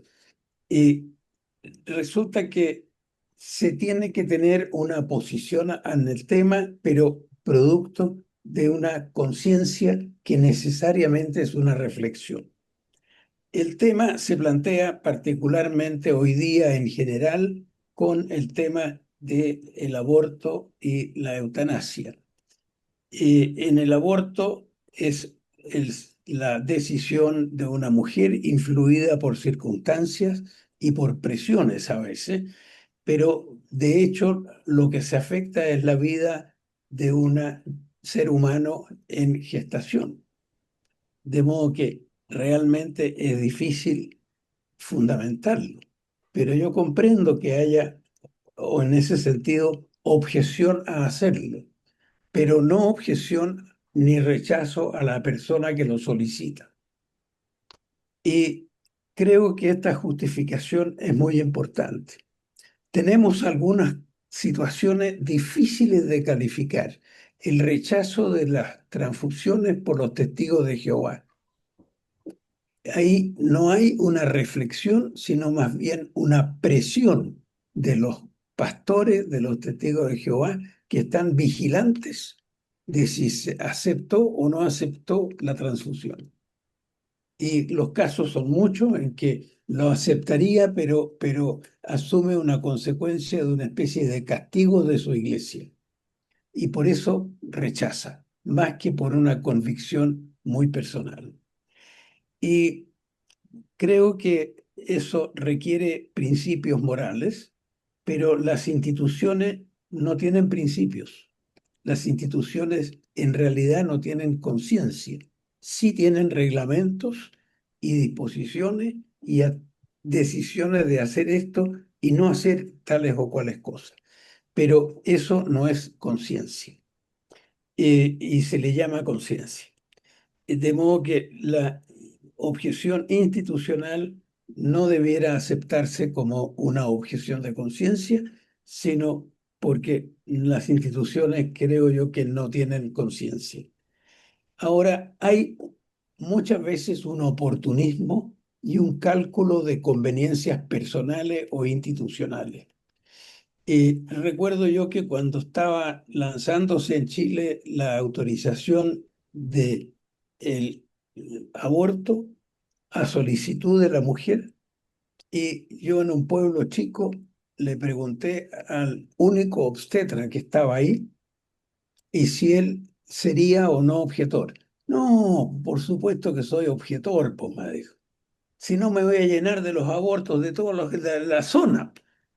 O sea, un tema de conveniencia, ninguna reflexión personal, un pragmatismo superficial y nada más, que me dejó a mí espantado y por eso lo comparto y lo cuento, porque creo que esto requiere una convicción después de un análisis personal y un fundamento personal también, y no institucional. Y eso sería en lo que yo quería insistir, pero creo que estoy muy de acuerdo con todo lo que nos ha planteado y enseñado José Antonio. Gracias. Gracias, Juan Pablo. Apuntaría una cosa aprovechando tu intervención, que es la objeción de conciencia no existe en las instituciones, solo existe en los profesionales, pero tampoco existe en el caso de los pacientes. Hablar de objeción de conciencia de los pacientes es un error, porque la objeción de conciencia, el paciente lo que tiene es opciones de conciencia, él puede elegir rechazar tratamiento o no. Esto ya no se escucha tanto como antes, pero en su momento se hablaba de la objeción de conciencia de los pacientes en ese ejemplo que has puesto de los testigos de Jehová. No es una objeción de conciencia a la transfusión, es una elección, es una manifestación de la autonomía con la que podemos o no estar de acuerdo, que nos puede parecer un disparate, porque la autonomía no significa que sea una decisión correcta, significa que es una decisión tomada por él, pero no es objeción de conciencia. Esto nos lleva a otro problema. Lo que tú planteas es si es una decisión genuinamente autónoma, es una decisión tomada bajo presión y, por tanto, donde el requisito de la voluntariedad es cuestionable. Pero este es otro tema. Lo que nos interesa ahora es que la objeción de conciencia, queda claro y lo ha ratificado ahora, no es una objeción de conciencia institucional, es una objeción de conciencia solo de los profesionales y que tiene que tener un fundamento sólido. Un fundamento sólido significa un fundamento moral o un fundamento, si se quiere, religioso, que sea producto de una reflexión personal y que sea genuinamente moral o religioso, no simplemente algo pragmático o algo, como decías tú, oportunista o de conveniencia, que es lo que en esa guía se llamaba la pseudo-objeción o la criptoobjeción. O sea que nada, completamente de acuerdo. Muchas gracias. La Y licenciada Perich y luego Vilda. Hola. sí, tenemos una pregunta en el chat, vale. No, yo solo quería felicitarlo por la presentación. Creo que es esto que tiene que ser extensivo en las universidades para estudiantes y profesionales del área de la salud, ¿no es cierto? De las distintas disciplinas, como para tener claridad qué entendemos por objeción de conciencia y cuáles son sus alcances. Y me planteaba recién con esto que quizá no tenga relación con la objeción de conciencia, pero ¿qué pasa con este movimiento tan fuerte que está surgiendo? Incluso en nuestro país hay movimientos de legisladores, ¿no es cierto?, con todo lo que es la antivacuna. O sea, sé que no es por ahí objeción, pero sí es una determinación de la autonomía, ¿no es cierto? Y se está dando muchísima discusión a estos temas, ¿no es cierto? ¿Qué impacto pueden llegar a tener? Gracias. Bueno, creo que se nos escapa algo del tema de hoy, de la objeción de conciencia.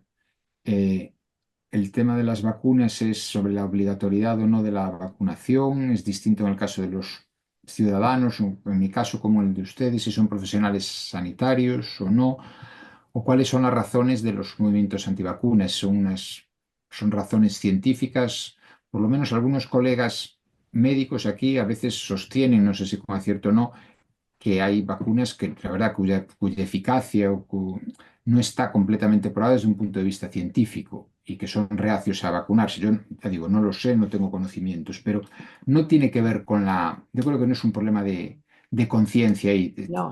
se enlazaría más a esto que apuntaba Juan Pablo Beca sobre la conveniencia y el oportunismo. A veces son razones científicas, son razones políticas también lo de los movimientos antivacunas, ¿no? Pero no es, me parece que la objeción de conciencia ahí no es no juega un papel como lo pueda jugar, ni siquiera por parte de los profesionales. Es decir, un profesional que se niega a vacunarse no puede, yo creo que no puede utilizar la conciencia para la negativa, puede utilizar razones de ciencia. Y es más, debería hacerlas y hacerlas extensivas a toda la población si realmente hay objeciones de ciencia. Para, pero si no, me parece difícil, sobre todo desde un punto de vista de la relación asistencial, que sea una Sí, persona que esté recomendando la vacunación a sus pacientes y que él a su vez no se vacune.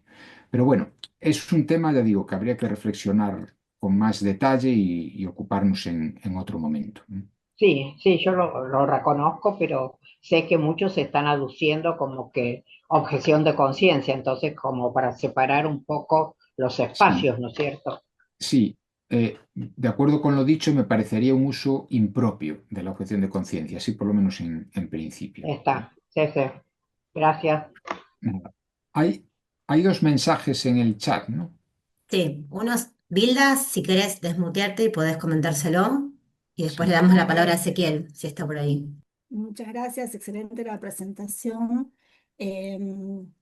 José, una pregunta tiene que ver que en la presentación fue mencionado el tema de la formación. A nosotros desde en Argentina venimos teniendo este tema en agenda con la sanción de la ley del aborto, ¿no?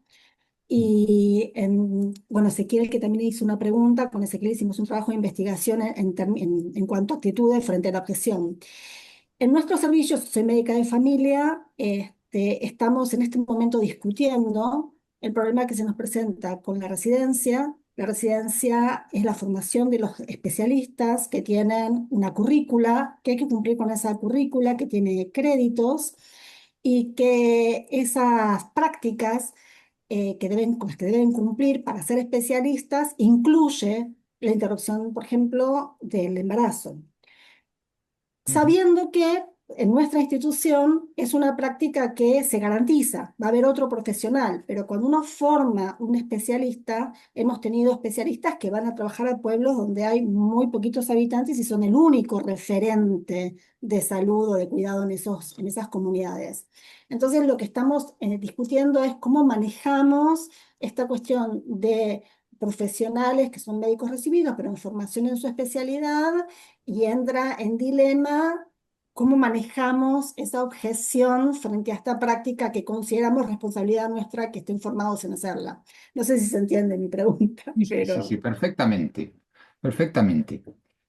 Eh, no creo que exista objeción de conciencia por parte del estudiante frente al aprendizaje de la interrupción voluntaria del embarazo. Es como si a mí no me gusta estudiar el derecho tributario cuando estudio derecho, porque me parece que hay una exacción de los impuestos que van contra él y atenta contra mi moralidad, porque creo que el Estado, yo en realidad soy partidario del Estado mínimo, soy un libertario de libro, pero yo debo conocerlo. Y el ejemplo que acaba de poner Bilda es formidable. ¿Qué pasa si esa persona que ha renunciado a formarse en un currículo básico tiene que hacer esa intervención en una situación excepcional donde, aunque apelase a la objeción de conciencia, no tendría que ser reconocida porque corre peligro la vida de la madre o la vida del feto? Que esa persona sería responsable de la pérdida de esas vidas o de los daños que pueden suceder. ¿Por qué? Por un defecto en la formación. ¿Y quién sería el responsable último? Aquel que no se lo ha proporcionado, porque tenía la obligación de proporcionárselo. Entonces, yo creo que tienen que cursarlo. Y probablemente lo que hay que buscar para evitar el daño a la conciencia es a lo mejor vías distintas para que puedan aprender esos estudiantes. No sé. Pero en todo caso, de haber algo de objeción, la única persona que podría objetar es aquella ginecóloga, obstetra o médica que tiene que impartir la docencia y que es capaz a lo mejor de impartir la docencia teórica, pero en la docencia práctica, por lo que sea, pues no prefiere no participar y hay otra persona igualmente cualificada para hacerse cargo de esas prácticas. Yo ahí lo admitiría. Creo que se puede ok. hacer una armonización de valores y bueno, se puede dedicar a otras finalidades, otras clases. Pero un estudiante no puede, no debería dejar de conocer eso porque el grado es el mismo para todos, es una obligación conocerlo. Es una obligación, primero, desde un punto de vista deontológico, es una cuestión de principios, pero desde el punto de vista consecuencialista también, por el ejemplo que acabamos de poner, porque en manos de esa persona pueden estar las vidas de muchas personas en un caso que a lo mejor no es tan excepcional por ese contexto. No, es que nunca voy a trabajar en un pueblo. Bueno, da igual. Imagínese que trabaja usted en la ciudad, pero es el único médico capaz de hacer eso en ese determinado momento por lo que sea. Porque estamos en una situación de pandemia otra vez y tiene usted que intervenir. Yo no lo sé. Entonces, creo que, primero, que no es objeción de conciencia en el caso del estudiante y que sí me parecería admisible en aquellos casos en los que el profesorado no quisiese intervenir en las prácticas, pero hay otra persona, otro profesor igualmente cualificado para ofrecerle esa formación. O sea, por parte de los profesionales sí, por parte de los estudiantes no. Ok, Sería la respuesta. gracias. Gracias, buenísimo. Ezequiel, no sé si querés agregar algo más, o era parecido a lo de Vilda. No, tenía Hola, una ¿qué pregunta tal? Bueno, diferente. no sé si ahí justo no, yo quería comentar, primero, muy buena la presentación, a José Antonio, muy buena. Em, Justo Vila mencionó la investigación que estamos haciendo juntos, y una cosa que surgió en esa investigación, que consistía en parte en entrevistas a profesionales, es un caso donde hay profesionales que están dispuestos a hacer abortos a edad gestacional temprana, pero cuando la edad gestacional es más avanzada, generalmente se habla de las 22 semanas, cuando hay que realizar una historia fetal para poder efectivizar la interrupción del embarazo. En esos casos sí se manifiestan como objetores, o por lo menos no estarían dispuestos a hacer la práctica. Entonces, harían abortos tempranos, no harían abortos tardíos. Entonces es como una especie de objeción parcial, que eso en nuestra ley no está contemplada esa figura. Probablemente no termine aplicándose a la práctica porque termina habiendo profesionales que están dispuestos a hacer esa interrupción, entonces no termina pasando nada, pero existen médicos que tienen esa actitud de no querer hacer interrupciones avanzadas, pero sí hacer las que son más tempranas. Gracias, Ezequiel, por la pregunta. En general, se suele aceptar la objeción de conciencia a determinadas situaciones. No necesariamente tiene que ser a todas las de la interrupción voluntaria del embarazo, sino se puede aceptar algunas. En este caso, bueno, edad gestacional avanzada y no temprana, es esa distinción. O quizás un caso más claro, en los casos de graves malformaciones, cuando está involucrado algo de discapacidad. Siempre que la razón sea una razón moral en la intervención, no sea una discriminación, es decir, bueno, no quiero personas con síndrome de Down, no quiero personas con discapacidad. Claro, esa la razón no es una razón de conciencia, es una razón de discriminación por otro caso, ¿no?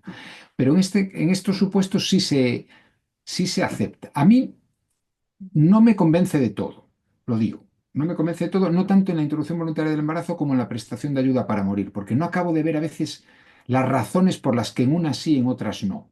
Y de hecho nadie ha sido capaz aún de explicarme en qué casos se acepta y en qué casos no acepta.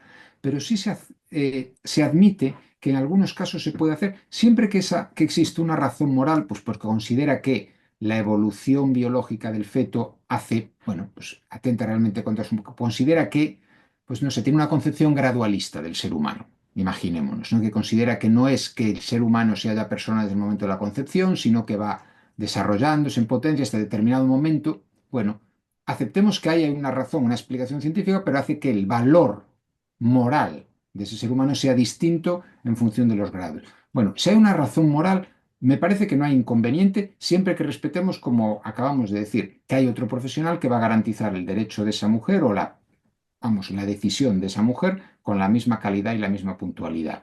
Me parece que ahí no hay inconveniente.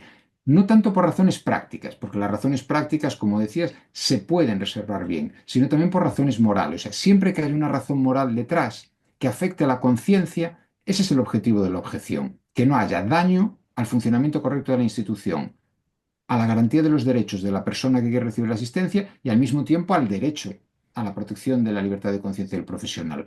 Me parece que lo podemos admitir. Así en general, ya digo, quizás habría que analizar algún caso para ver cómo es, pero no le veo inconveniente. O sea, lo veo coherente con esta objeción de conciencia responsable que decía. Muchas gracias. Y José, hay un comentario de Karina que no puede hablar, que Ajá. dice, En la institución que trabajo ocurre que una licenciada en enfermería de muchos años de servicio adhiere a la objeción de conciencia para proporcionar cualquier tipo de anticoncepción. Siendo único enfermero, lo solucionamos con que sean proporcionados por el profesional médico. Y lo que agrega después es, ¿cabe la posibilidad de refuncionalizar en otro servicio al personal de enfermería si el médico no colabora? Sí, eh, o sea, hay personas que no admiten, o sea, digamos, en la medida en que la objeción de conciencia es el ejercicio de un derecho, yo no debería ser sancionado, digamos, no debería tener una carga por el hecho de ejercer un derecho. Pero es cierto que ese derecho es bueno, sí genera un desequilibrio en razones de cargas o de atribución de tareas y por parte, yo creo que se podría, ese personal de enfermería podía trabajar en otros lugares, siempre que, por razones organizativas, es un modo de respetar la conciencia de esa persona. Ella no lo va a prestar por razones de conciencia en los servicios anticonceptivos. Entonces, lo lógico es aprovechar que pueda ofrecer sus servicios en otra área y, bueno, y permitir que otros profesionales cumplan la atención por parte de la institución y por parte de los pacientes. Es un modo razonable de hacerlo. No me parece que haya problema, siempre que no se considere que esa decisión perjudica a los profesionales que se ocupan de la prestación que ella deja de hacer. Pero creo que no hay problema por hacerlo. Bien, Rosy. Claro, creo que en función de la hora ya deberíamos ir cerrando. Yo tengo una última pregunta, así lo dejamos ir a cenar a José Antonio. Tengo una última pregunta cortita. Hay autores que dicen que de ninguna manera se puede admitir la objeción de conciencia dentro del ámbito de la atención de salud. ¿Quieres hacer alguna aproximación a esto solamente como para mostrar otras visiones? Y yo creo que después de esto te vamos despidiendo, diciendo felices fiestas y agradeciéndote profundamente estas dos charlas que tuvimos y comprometiéndote además a seguir la relación virtuosa y virtual que tenemos. Gracias, Rosina. Sí, y es una posición en el mundo anglosajón bastante influyente, aquella que dice que una vez que una persona decide actuar como enfermera, como médica, como algo así, ya sabía con antelación a lo que se exponía y por tanto, si ha escogido la obstetricia o la ginecología, pues es probable que le pueda tocar una interrupción voluntaria del embarazo. O si ha elegido, bueno, en el caso de la prestación de ayuda para morir, hay mucha variedad de profesionales que intervienen, pero bueno, puede ser la medicina de familia, pero está, la verdad, hemos visto reumatólogos, neurólogos, oncólogos, hemos visto, pero bueno, mayoritariamente neurólogos, oncólogos, médicos de familia, digamos, ¿no? Bueno, forma parte de las expectativas también de los pacientes que acuden a ellos y que por tanto ese conocimiento que lo hizo o que lo adquirió siendo ya una persona autónoma y de forma completamente voluntaria, lo condiciona respecto de las intervenciones posteriores. A mi juicio significa una especie de disociación de la conciencia individual y de la conciencia profesional, por así decirlo. Nosotros tenemos diferentes identidades o diferentes manifestaciones de nuestra identidad o diferentes roles, por hablar en términos sociológicos, pero seguimos siendo la misma persona y esos roles influyen. Y la conciencia no debe desaparecer ni de la vida pública ni de la vida profesional. Entonces, creo que si hablamos en términos éticos, me parecería olvidar a la persona que está detrás del profesional. Cuando hablamos siempre de la relación médico-paciente, de la confianza, relación fiduciaria, bueno, vamos a ver. Esto es lo que está en juego. Y si hablamos en términos de derechos, significaría algo tan tremendo como decir que el mundo profesional es un mundo de exención de algunos derechos. Por lo tanto, que algunos derechos no entran en ese coto porque ahí priman la elección de la profesión respecto a la condición de ciudadano. Y eso me parece terrorífico, me parece peligroso más que terrorífico. Yo entiendo, porque he tenido la oportunidad de conversar con algunos de ellos, que no pretenden, incluso con el artículo polémico de Julian Savulescu en su momento, que es mucho más matizado de lo que han leído muchísimas personas por el mundo adelante. No, en realidad lo que quieren es reforzar el compromiso profesional. Eso es lo que quieren estos autores. Y en ese sentido es una intención fabulosa. Pero a veces las buenas intenciones se conducen a resultados maleficentes, o en este caso a resultados perjudiciales. Y creo que una propuesta más equilibrada, que es lo que llaman el acomodamiento, ¿no? Permite obtener esos fines y al mismo tiempo respetar otros valores, desde un punto de vista ético, desde un punto de vista práctico, que es mucho más cómodo la tesis absolutista, por supuesto. Usted es médico, usted es médica, aguántese y haga esto. Desde un punto de vista ético me parece tremendo y desde un punto de vista cívico igual. Pero además podría llegar a ser, incluso desde un punto de vista pragmático, disuasorio para muchas personas que no querrían enfrentarse a una situación tan radical, aunque sean, como decíamos antes, muy excepcionales las situaciones de objeción de conciencia. Primero, porque son muy pocos casos clínicos, situaciones clínicas, y son minoría las personas, queremos pensar. Pero no comparto esa tesis por esa razón, porque creo que el mismo fin lo podemos obtener por medios más equilibrados y que además armonizan a todas las partes en juego, que en realidad es lo que queremos con una relación clínica deliberativa o una relación clínica, bueno, la que más o menos podemos sostener. Esa sería así mi posición en líneas generales.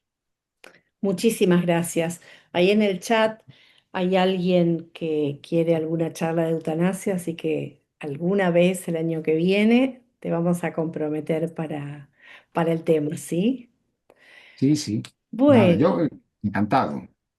nosotros también, ¿eh? Más todavía. Así que bueno, gracias a todos los que estuvieron. Yo estuve sacando fotos de los diferentes mails que pasaban ahí. Prometemos tratar de enviar cuando esté editado este video, que es solamente cortarle la primera parte.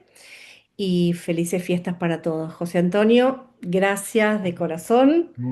Sos parte nuestra, Gracias. así que No, de verdad, te es volveremos a convocar. una hospitalidad, eh, nada, genuina y una generosidad con la atención y las preguntas y el aprendizaje que extraigo yo de estas sesiones. Por lo tanto, no, muchísimas gracias por la invitación y por compartir este tiempo conmigo. Y Muchísimas felices gracias. fiestas. Bo Nadal, Muchísimas como Felicidades. dicen en gracias. gallego, Bo Nadal. Chao. Bon, Gracias. Bo Nadal, Bo de bueno, Nadal como el Bonadal. tenista al final. Bueno, el Este. tenista. Bonadal. Gracias por nadar. Obrigada. Chao. Obrigado. Muchas gracias, José Antonio. Chao, chao. Gracias. Gracias. Muchas gracias.